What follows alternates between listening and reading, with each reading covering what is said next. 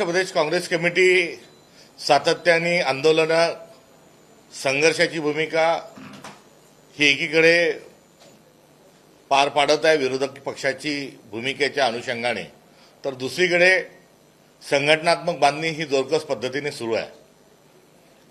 BLA-2 ही SIRच्या माध्यमातून आता mapping चालू असताना प्रत्येक बूथवर आमचा कार्यकर्ता हा असलाच पाहिजे या अनुषंगानं संघटनेचा विस्तार करत असताना 65,000 BLA-2 हे आमचे नियुक्त झालेले आहेत. BLA-1 जे आहेत ते देखील आमच्या 100% विधानसभा मतदारसंघात आम्ही नियुक्त केले. या सोबतच विविध तालुक्याच्या पदाधिकाऱ्यांच्या 5,000 नियुक्त्या असतील. प्रभारी म्हणून ज्येष्ठ नेत्यांची आणि प्रदेश काँग्रेस कार्यकारिणीतल्या आमच्या पदाधिकाऱ्यांची नेमणूक असेल. या सर्व गोष्टींचा एकंदरीत आढावा जो आहे हा आढावा आज टिळक भवन या ठिकाणी महाराष्ट्रातलं जे नेतृत्व आहे त्या सर्वांच्या समक्ष आज या सगळ्या गोष्टीचा आढावा घेण्यात आला आणि या आढाव्यातून आगामी काळातील भूमिका काय असावी या संदर्भामध्ये एक फार चांगली चर्चा झाली. तब्बल 3 तास महाराष्ट्रातलं अग्रणी नेतृत्व हे एकत्रित बसून गतकाळातील सर्व कामांची समीक्षा एकीकडे ते करत होते, तर दुसरीकडे आगामी काळात वाटचाल ही प्रदेशची कोणत्या दिशेने आणि कोणत्या पद्धतीने असली पाहिजे या संदर्भात सर्वांचं सूचना आणि त्याचं मार्गदर्शन देखील लाभलेलं आहे. आणि सातत्याने दर महिन्याला नेतृत्व एकत्र येऊन चर्चा करेल अशा प्रकारचा देखील आज निर्णय हा घेण्यात आलेला आहे. त्यामुळे अधिक आंदोलनं तीव्र करणे आणि संघटनेचा विस्तार करणे या अनुषंगानं आज समीक्षा बैठक संपन्न झाली. मात्र त्यासोबतच आपण जर पाहिलं तर मग राहुल गांधी यांचा 1 ऑगस्ट रोजी दौरा नियोजित होता, तर मग त्या दौऱ्यासंदर्भात ही चर्चा झाली का? पुढे हा दौरा कधी असणार आहे महाराष्ट्रामध्ये, त्या संदर्भात काही बैठक? राहुल गांधी छात्रों की गुंज या कार्यक्रमाच्या उपक्रमाच्या आणि संवादाच्या माध्यमातून देशभर ते फिरत आहेत. कोट्याला पहिली, डेहराडूनला दुसरी आणि प्रयागराजला तिसऱ्या जे कार्यक्रम संपन्न झाले ते आपण बघितले. मात्र तिसरा कार्यक्रम जो प्रयागराजचा झाला तो भलेही तो त्या ठिकाणी गंगा जमुना या नद्या एकत्र आल्यानंतर तो पुढच्या वाराणसी अशा ठिकाणी जरी झाला असला तरी भारतभरात 500 ठिकाणी हा कार्यक्रम वेगवेगळ्या सभागृहात, वेगवेगळ्या ऑडिटोरियममध्ये TV लावून, स्क्रीन लावून हा मोठ्या प्रमाणावर बघण्यात आला. विद्यार्थी मोठ्या संख्येने वेगवेगळ्या ठिकाणी जमा झाले.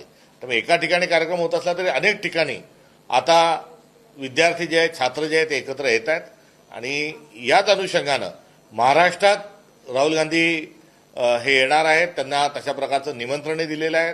संसदेचं कामकाज चालू आहे आणि त्यामुळे हा दौराची तारीख ही निश्चित ठरू शकली नाही. मात्र ते महाराष्ट्रात निश्चित येतील. आणि एवढंच नाही तर ज्या राष्ट्रीय स्वयंसेवक संघाने शिक्षणाचा बट्टाबोळ केला, तरुणांच्या पुढच्या सगळ्या संधी घालवल्या, या ठिकाणी देखील एखादा राष्ट्रीय स्तरावरचा कार्यक्रम करता येऊ शकतो का याची देखील चाचपणी आम्ही करत आहोत.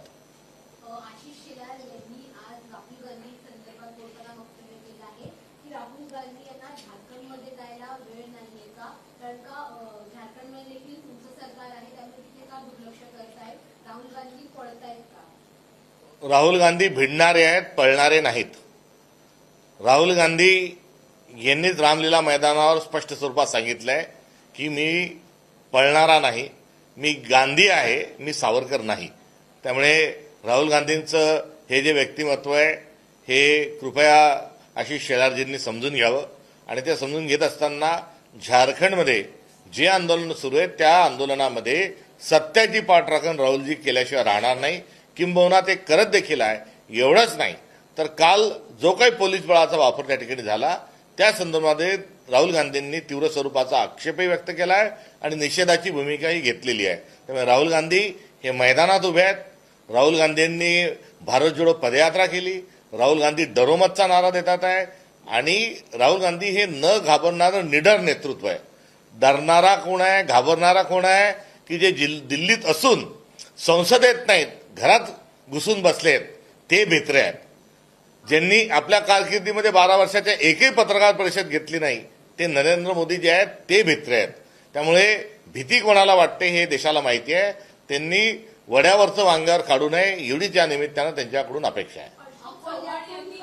चव्हाण यांनी एक्सवरती पोस्ट करत राहुल गांधी भागणार आणि अशा पद्धतीची पोस्ट केली, योग्य वाटतं? जे स्वतःच पळून गेले आहेत, जे स्वतःच भीतीतून आणि ज्यांनी काँग्रेसकडून भरभरून घेतलं तेच पळून गेल्यानंतर आता देणाऱ्या माणसाला बद्दल त्यांनी असा आरोप करणं म्हणजे ही कृतज्ञता आहे. अकोल्यातून आपण जर पाहिलं तर मग डॉक्टर अभय पाटील हा तुमचा पक्ष सोडणार आहे आणि एकनाथ शिंदे यांच्या पक्षात प्रवेश करणार आहे. मात्र त्याआधी त्यांनी तुमच्यावर टीका केली आहे की वेळ देत नाहीत आम्हाला नेतृत्व आणि त्यामुळे आम्ही पक्ष सोडत आहोत. तुमच्यावर टीका करत त्यांना आता पक्ष प्रवेश करण्याचा निर्णय घेतला आहे. डॉक्टर अभय पाटील हे मागच्या लोकसभेमध्ये काँग्रेस पक्षाचे उमेदवार होते. काँग्रेस पक्षाला त्या ठिकाणी भक्कम जनतेची साथ मिळाली.